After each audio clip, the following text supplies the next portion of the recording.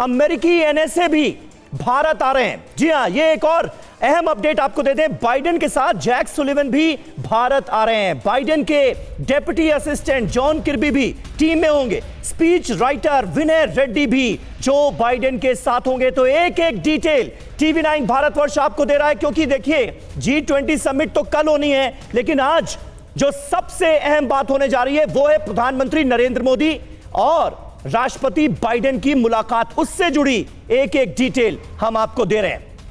बिल्कुल। और देखिए, अब हम आते हैं अपने तीसरे विषय की तरफ। जैसा कि हमने शुरू में ही बताया था कि अलग अलग विषयों और बिंदुओं पर हम बातचीत करेंगे अपने एक्सपर्ट्स के साथ। तो पीएम मोदी और राष्ट्रपति जो बाइडेन के बीच छोटे परमाणु रिएक्टर पर भी चर्चा हो सकती है।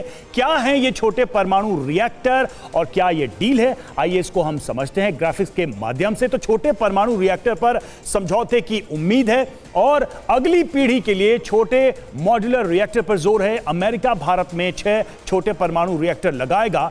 जून में NPCIL और WEC के बीच चर्चा हुई थी। बाइडेन मोदी की द्विपक्षीय वार्ता में मुहर लग सकती है, इस पर तकनीक ट्रांसफर पर भी मुहर लग सकती है। ये बहुत ही एक तरीके से कहें कि बड़ी छलांग होगी भारत के भविष्य को देखते हुए। निनाद सर, आपसे ये क्वेश्चन है मेरा, इस बिंदु पर आप क्या देखते हैं? भारत जो ये कदम बढ़ा रहा है, भारत का अपना एक एनर्जी सेक्टर, अपना न्यूक्लियर रिएक्टर डेवलपमेंट का पूरा प्रोग्राम है, लेकिन साथ में अमेरिका का जुड़ना या ऐसे देशों का जुड़ना और फिर टेक्नोलॉजी ट्रांसफर, ये कितना बूस्ट देने वाला है भारत के इस फ्यूचर विजन को? इंडिया की सिक्योरिटी के लिए स्मॉल न्यूक्लियर रिएक्टर बहुत ज़्यादा ज़रूरी है। आप ये समझिए कि एक तो इसका एनर्जी में यूज़ होगा, पर अगर टेक्नोलॉजी ट्रांसफ़र होती है तो अंग्रेज़ी में जिसे ट्रायड कहते हैं, तीन चीज़ें होती हैं जिससे इंडिया की गारंटीड सिक्योरिटी होती है। वो है एक न्यूक्लियर मिसाइल जो एयरफोर्स में है और एक न्यूक्लियर मिसाइल जो सबमरीन में है।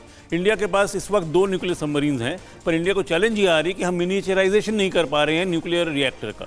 तो इस टेक्नोलॉजी में अगर ट्रांसफर होती है और हम सचमुच मिनिएचराइजेशन कर सकते हैं तो हमारी डिफेंस अभेद्य हो सकती है, क्योंकि आप पूरी आप बड़ी बात करें कि हमारा डिफेंस अभेद हो सकता है। सबमरीन के ऊपर जो न्यूक्लियर मिसाइल होती है, ओशन बहुत बड़ा है, किसी को पता नहीं कहाँ है सबमरीन, उसके लिए मिनिएचराइजेशन ऑफ न्यूक्लियर प्लांट बहुत जरूरी है। तो ऐसे में ये बहुत बड़ा टेक अवे है जो डिफेंस को ट्रांसफॉर्म कर सकता है और सिविलियन एनर्जी में इतनी एफिशिएंसी ला सकता है जो अभी तक हमने किया नहीं है। कि न्यूक्लियर एनर्जी तो एक बार मतलब वो हजारों साल तक चल सकती है। उसमें तो सिर्फ इट्स रीन्यूएबल रिसोर्स, तो यूरेनियम सिर्फ चेंज करना होता है। तो मेरे को लगता है कि अगर ये होता है तो एक बहुत बड़ा टेक अवे होगा प्राइम मिनिस्टर और जो बाइडेन। अगर ये होता है तो बहुत बड़ा टेक अवे होगा। लेकिन एम्बेसडर सचदेव, मैं आपसे जानना चाहूंगा, क्या ये संभव नजर आ रहा है? स्मॉल न्यूक्लियर रिएक्टर की नीड, उसकी जरूरत आने वाले समय में उसका इस्तेमाल भारत के लिए कितना अहम हो सकता है, निनाद जी ने बखूबी बताया। और इसमें अगर हम टेक्नोलॉजी ट्रांसफर भी जोड़ दें, क्या यह मुमकिन नजर आता है? क्या भारत आज की तारीख में आपको वहां खड़ा नजर आता है कि ये सारी चीजें संभव है, मुमकिन है? मुमकिन ही नहीं है, ये आवश्यक भी है। क्यों? क्योंकि फुकुशिमा के बाद ज़ापारिस्ता, यूक्रेन में यूरोप के सबसे बड़े न्यूक्लियर पावर प्लांट के बारे में सुरक्षा की संभावनाओं के बाद दुनिया बड़े न्यूक्लियर रिएक्टर्स से दूर हटती। अमेरिका में 3 माइल आइलैंड न्यूक्लियर रिएक्टर के एक्सीडेंट के बाद 40 साल में कोई नया न्यूक्लियर पावर प्लांट नहीं बना। जर्मनी न्यूक्लियर पावर को फेज आउट कर रहा है। फ्रांस, जो कि आधी अपनी इलेक्ट्रिसिटी न्यूक्लियर पावर से लेता था, वो भी पीछे हट रहा है, डीकमीशन किए जा रहे हैं। रिन्यूएबल एनर्जी की बात है।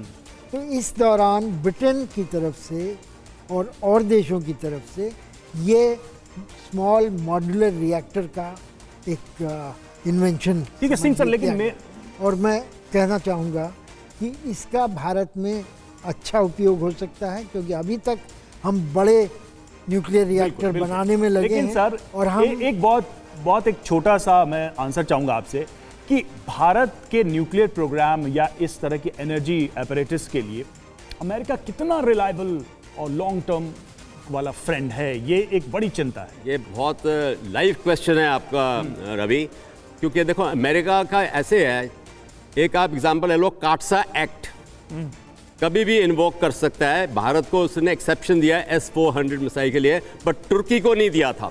दूसरा पॉइंट है कि उसकी कांग्रेस कभी भी रेजोल्यूशन पास कर सकती है और 180 डिग्री पलटा हो सकता है। वो रिलायबिलिटी फैक्टर क्वेश्चन मार्क है।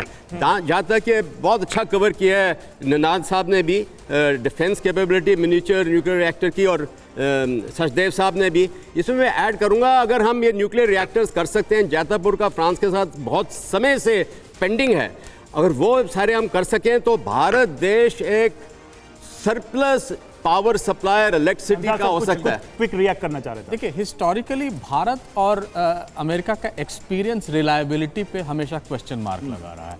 71 के पहले खासकर न्यूक्लियर प्रोग्राम में और किसी भी प्रोग्राम में हमारे एग्रीमेंट जो भी हैं, स्ट्रेटजिक एग्रीमेंट, उनमें प्रॉब्लम है। 71 के पहले हम उनसे क्लोज थे।